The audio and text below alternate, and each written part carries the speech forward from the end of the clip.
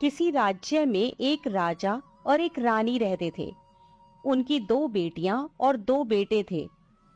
उनकी एक बेटी का नाम अमावस्या और दूसरी बेटी का नाम पूर्णिमा था। पूर्णिमा बहुत ही धार्मिक स्वभाव की थी। वह हमेशा पूजा पाठ किया करती थी और गाय की सेवा किया करती थी। घर का सारा काम भी करती थी। लेकिन अमावस्या का पूजा पाठ में कोई मन नहीं लगता था। वह कभी भी न तो कोई पूजा करती, न ही कोई घर का काम करती थी। दोनों बहनें एक दूसरे से बहुत प्यार करती थीं।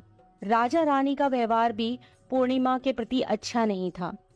वह अमावस्या को तो चाहते थे और अपने दोनों पुत्रों से भी प्यार करते थे, लेकिन पूर्णिमाशी को नहीं करते थे। धीरे धीरे समय निकलता है। राजा रानी के बच्चे बड़े हो जाते हैं। राजा अपने दोनों बेटों का विवाह कर देते हैं। अब बेटियां भी बड़ी हो रही थीं। फिर सभी लोग राजा से कहते हैं कि इनका भी विवाह कर दीजिए। राजा ने कहा, हाँ, विवाह तो करना है। फिर रानी ने राजा से कहा, पूर्णिमा का विवाह किसी बड़े घर में मत करना, क्योंकि इसे तो काम करना पसंद है, गाय की सेवा करना पसंद है, भजन कीर्तन और कहानियों में इसका मन लगता है, पूजा पाठ करना भी इसे अच्छा लगता है। अगर यह किसी बड़े घराने में चली गई तो वहां यह सब नहीं कर पाएगी, इसलिए इसकी शादी किसी गरीब घर में ही कर देंगे। राजा ने कहा, ठीक है। और राजा पूर्णिमा के लिए रिश्ता तलाशने लगा और अंत में एक गरीब और बहुत ही साधारण घर में राजा ने पूर्णिमा का विवाह तय कर दिया। तब रानी ने कहा, महाराज, अमावस्या भी तो शादी के योग्य हो गई है, इसके लिए भी वर देखिए। दोनों बहनों का विवाह एक साथ ही कर देंगे। राजा ने उसी गांव के राजा के बेटे के साथ अमावस्या का विवाह तय कर दिया। राजा ने रानी को बताया तो वह बहुत खुश हुई और मन ही मन सोचने लगी, अब देखते हैं कि ये पूर्णिमा गरीब के घर में कैसे रहती है, बहुत पूजा पाठ वाली बनती है, इसके भगवान इसकी क्या मदद करते हैं। फिर समय आने पर राजा ने अपनी दोनों बेटियों का विवाह कर दिया। अमावस्या को बहुत धन दौलत दी, लेकिन पूर्णिमा को कुछ भी नहीं दिया। पूर्णिमा के भाई भाभी उससे बहुत प्यार करते थे, क्योंकि वह अपनी भाभीयों का काम में हाथ बटाती थी। लेकिन अमावस्या उन पर रौब जमाती, उनसे अपने काम कराती, इसलिए अमावस्या के प्रति भाभीयों का ज्यादा स्नेह नहीं था। फिर अमावस्या और पूर्णिमा दोनों अपने अपने ससुराल चली गईं। एक बार की बात है, अमावस्या ने अपने घर में शिव चर्चा रखी। सबको बुलाया गया, लेकिन उसने अपनी बहन पूर्णिमा को नहीं बुलाया। पूर्णिमा अपने दरवाजे पर बैठी थी तो गांव की औरतों ने कहा, तुम्हारी बहन ने अपने घर शिव चर्चा रखी है, तुम नहीं जाओगी क्या? पूर्णिमा ने कहा, नहीं बहन, मैं नहीं जा रही, क्योंकि मेरी बहन ने मुझे बुलाया नहीं है, तो मैं कैसे चली जाऊं? तो गांव की औरतों ने कहा, नहीं बुलाया तो क्या हुआ, यह तो पूजा पाठ का काम है, तुम चलो हमारे साथ। गांव की औरतों की बात मानकर पूर्णिमा शिव चर्चा में चली गई। जब अमावस्या ने पूर्णिमा को देखा तो वह गुस्से से बोली, जब मैंने तुम्हें बुलाया ही नहीं था तो तुम मेरे घर कैसे आ गई? अब आ ही गई हो तो चुपचाप एक जगह बैठी रहना, इधर उधर मत घूमना। उसने पूर्णिमा की गरीबी का भी बहुत मजाक उड़ाया। पूर्णिमा की आंखों में आंसू बहने लगे। वह भगवान शिव से प्रार्थना करने लगी कि हे भगवान, मुझ पर आप कब कृपा करोगे?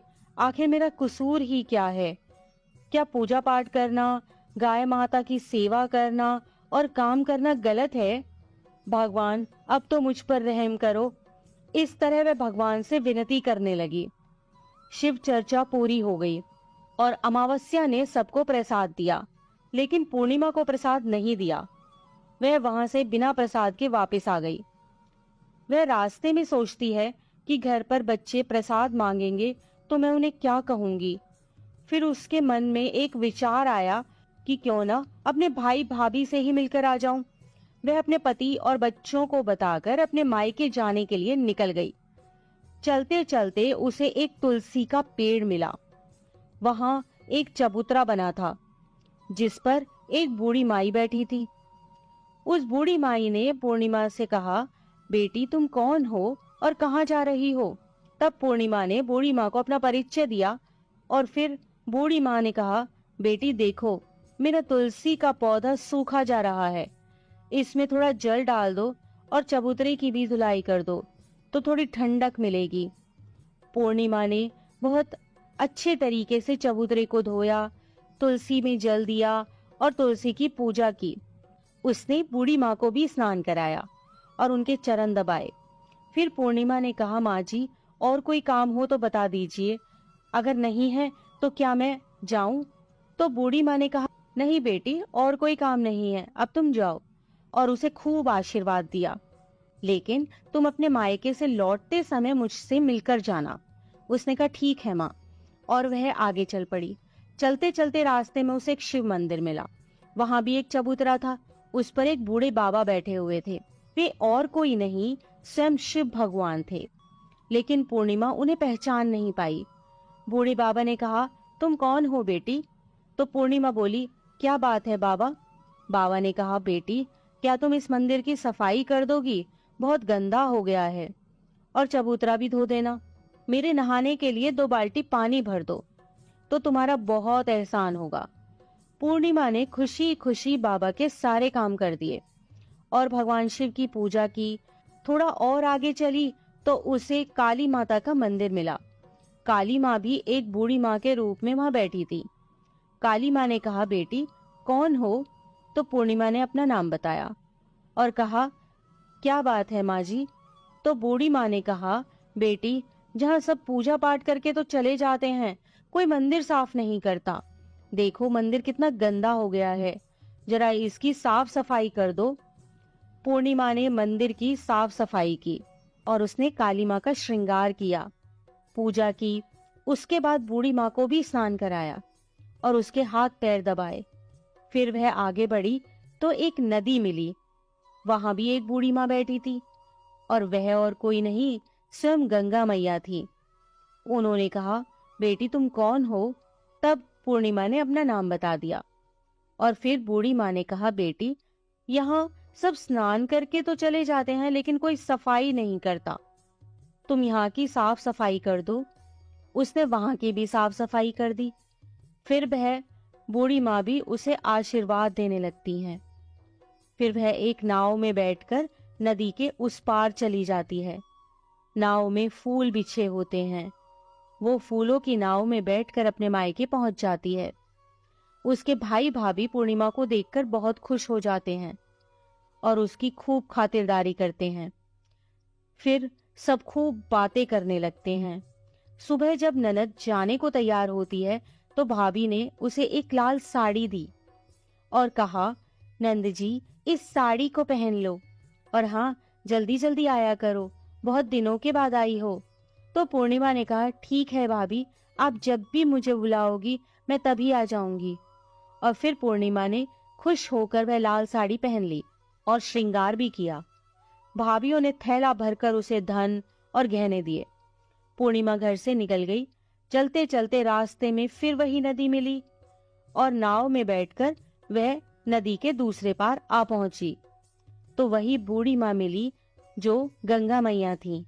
उन्होंने कहा, बेटी आ गई अपने मायके से? तो पूर्णिमा ने कहा, हाँ माँ जी। तब बूढ़ी माँ ने एक थैला दिया और कहा, इसे ले जाओ। मैं कहाँ रखती फिरूंगी, ये बहुत भारी है, और हाँ, इसे रास्ते में मत खोलना, अपने घर जाकर ही खोलना। पूर्णिमा ने कहा, ठीक है माँ जी, और वह वहां से चल दी। आगे चली तो काली माँ का मंदिर मिला। वहां भी वही बूढ़ी माँ बैठी हुई थी।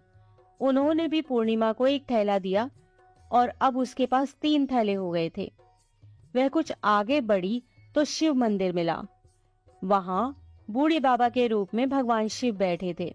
उन्होंने भी पूर्णिमा को एक थैला दिया। वह थैला लेकर आगे बढ़ी तो तुलसी माँ मिली। उन्होंने भी एक थैला दे दिया। अब जब पूर्णिमा अपने घर पहुंची तो वह 5 थैले खोलने लगी। सबसे पहले उसने अपने मायके का थैला खोला। उसमें खाने पीने की चीजें, कपड़े और गहने वगैरह थे। उसने खाने पीने की चीजें और कपड़े बच्चों को दिए तो बच्चे बहुत खुश हो गए। दूसरा थैला जो गंगा मैया ने दिया था उसे खोला तो उसमें सोना चांदी भरा था। तीसरा थैला जो काली माँ ने दिया था, उसमें 16 सिंगार का सामान था। चौथा थैला जो भगवान शिव का था, उसमें सब खुशियां थी, धन संपत्ति सब कुछ था। पांचवा थैला तुलसी मैया का था। जब उसने उसे खोला तो उसमें चावल, गेहूं और हर तरीके का अनाज था। पूर्णिमा के घर अब किसी प्रकार की कोई कमी नहीं थी। धन संपत्ति और भंडार से उसका घर भर गया था। पूर्णिमा खुशी खुशी रहने लगी। एक दिन पूर्णिमा ने सोचा, क्यों ना मैं अपने घर शिव चर्चा कराऊं। फिर पूर्णिमा ने शिव चर्चा रखी, सबको बुलाया। वह अपनी बहन के घर भी गई बुलावा देने। जब अमावस्या अपनी बहन के घर शिव चर्चा में आई तो उसके घर में धन दौलत देखकर आश्चर्य में पड़ गई। फिर अमावस्या ने पूछा, तुम्हारे पास इतना धन दौलत और वैभव कहाँ से हो गया? तो पूर्णिमा ने कहा, देखो बहन, तुमने शिव चर्चा रखी थी, मुझे नहीं बुलाया, फिर भी मैं बिना बुलाए तुम्हारे घर गई, लेकिन तुमने मुझे प्रसाद भी नहीं दिया। फिर तुम्हारे घर से आने के बाद मैं मायके चली गई।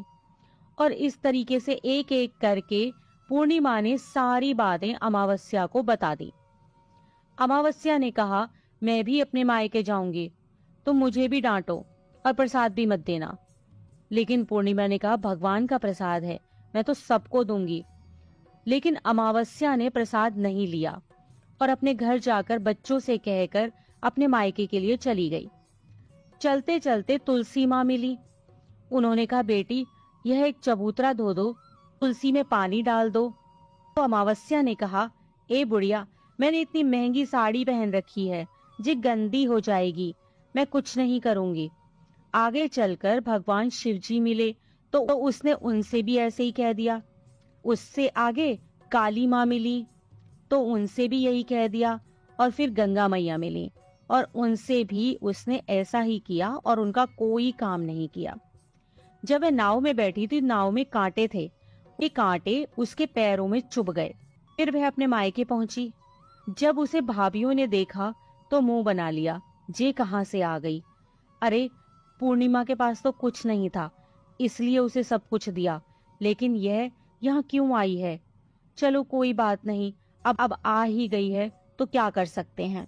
उन्होंने अमावस्या से कहा, आओ जीजी बैठो। अमावस्या खाना खाकर सो गई। सुबह हुई तो अमावस्या ने कहा, भाभी अब हम चलते हैं। तो भाभी ने कहा, ठीक है। तब अमावस्या ने कहा, भाभी, पूर्णिमा को तो आपने थैला भरकर सामान दिया था, मुझे कुछ नहीं। तो भाभी ने कहा, जाओ, तुम्हारे घर थैला पहुंचा देंगे। फिर अमावस्या चल दी तो गंगा मैया मिली। गंगा मैया ने कहा, आ गई बेटी? तो उसने कहा, आपने पूर्णिमा को तो थैला भरकर दिया था, मुझे कुछ नहीं दोगी? तो गंगा मैया ने कहा, ठीक है, जाओ बेटी, हम तुम्हारा सामान तुम्हारे घर भिजवा देंगे। ऐसे ही भगवान शिव ने, काली माँ ने और तुलसी माता ने कह दिया। जब वे घर पहुंची तो उसके आंगन में 5 थैले रखे थे। जब अमावस्या सारे थैले खोलती है तो किसी में मिट्टी, किसी में ईंट पत्थर, किसी में सांप बिच्छू थे। उसने अपना माथा पीट लिया और कहा, हे भगवान, हमें मायके में भी कुछ नहीं मिला और इधर भी कुछ नहीं मिला। फिर अमावस्या दौड़कर पूर्णिमा के पास जाती है और कहती है, तुझे इतना सब मिला लेकिन मुझे तो कुछ भी नहीं मिला। तो पूर्णिमा ने कहा, जब मैं मायके जाती हूँ तो भाभीियों की मदद करती हूँ, तुमने तो भाभीियों की मदद कभी नहीं की, तो भाभी तुमको क्या देती? गंगा मैया को भी तुमने ठुकरा दिया, शिवजी, काली माँ और तुलसी माँ, सबको ही तुमने ठुकरा दिया, इसलिए भगवान ने तुम्हें कुछ नहीं दिया। अमावस्या कहती है, बहन मुझे माफ कर दो, मैंने सदा तुम पर अत्याचार किए हैं, लेकिन इसमें मेरा कोई कसूर नहीं था। तुम मुझे भी विधि बतलाओ जिससे मैं भी भगवान की भक्ति करके सब कुछ पालूंगी।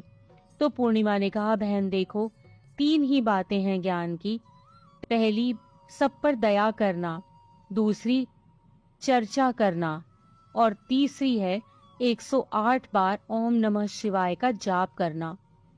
बहन, भगवान ने जो 3 सूत्र